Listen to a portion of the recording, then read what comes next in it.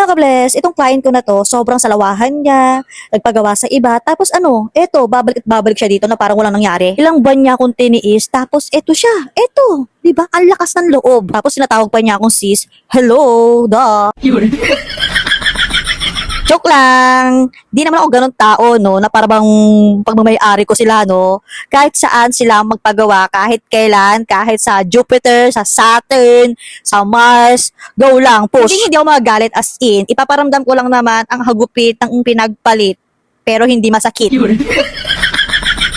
Hindi para pag-usapan kung gaano ako nasaktan nung pinagpalit niya ako. Focus na lang ako dito sa ginagawa ko. Dito sa part na to, ito na nga, nag-eyelash removal na ako. Tinatanggal ko yung hindi ko ginawa. Inabot ko lang to ng 10 minutes bago ko siya sinimulan tanggalin. Cotton buds yung ginagamit ko dito para tanggalin o simutin sa eyelids ni client yung mga natirang remover cream. Pinapahid ko lang siya ng dahan-dahan as in, and then yung isang finger ko pinanghahawak ko dun sa kabilang side na yung sa may pisngi sa outer ng eyes ni client.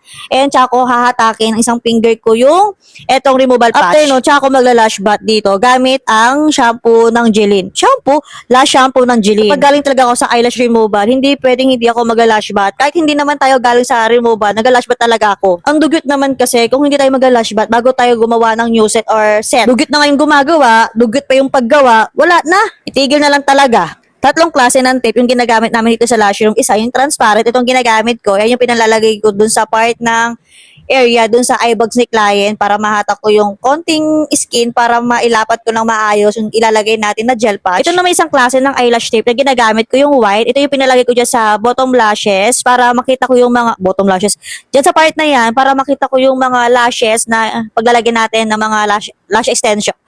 Paglalagyan natin ng eyelash extension. Yung isang eyelash tape naman, yung parang cotton, yun yung nilalagay ko kapag si client ay medyo oily or pawis. Kasi yun ang kumakapit. Yung eyelash tape kasi na transparent, kapag yung ganun ang skin ni client, oily or foundation, minsan hindi siya kumakapit. So, kaya meron akong tatlong klase ng eyelash tape. After ko maglagay ng lash primer, doon lang ako maglalagay ng mapping. So, ang ipapagawa ni client, ni ma'am, ay katulad din nung last time niya, which is mega volume na doll eye set. Yun kasi yung pwede sa kanya. Kasi pagka yung nilagay ko sa kanya, wala, babagsak lang siya. Kasi yung pilik mata niya sa outer ay super nipis. So, wala siya pagkakabitan. Minsan kasi, kahit gustong-gusto natin yung isang bagay, kapag pinili talaga natin, pangit ang kalalabasan talaga.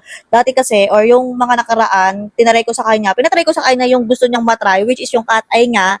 Pero ayun, hindi tumagal sa kanya yung outer. Kasi nga, super nipis talaga nung natural lashes niya sa outer.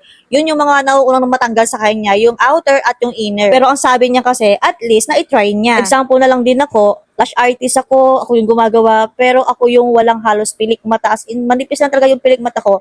Kaya kahit gusto ko magpagawa ng classic, wet lash, wala. Kaya kung mapapansin ninyo ako, bihirang-bihira ako magkaroon or magpalagay ng eyelash extension kasi kapag ako nagpapalagay, ilang buwan ako nagpapahinga. Kaya din minsan, kapag naka-encounter kami ng mga clients na gusto ng classic lang, gusto lang mukha lang din natural looking, pero yung pilik mata nila is super damaged na manipis, doon kami nagpapaliwalag ng maayos. Pinapaliwalagan namin si client na ganito mangyayari, pwede namin gawin, pero pangit ang magiging outcome. Kaya ito na yung naging outcome or resulta ng gawa ko sa kanya. Mega volume yan ha, pero mukha lang din siyang volume kasi yung pilik mata na talaga niya is, ewan ko ba dyan? Hindi naman kasi porket sinabing mega volume na yung kalalabasan talaga.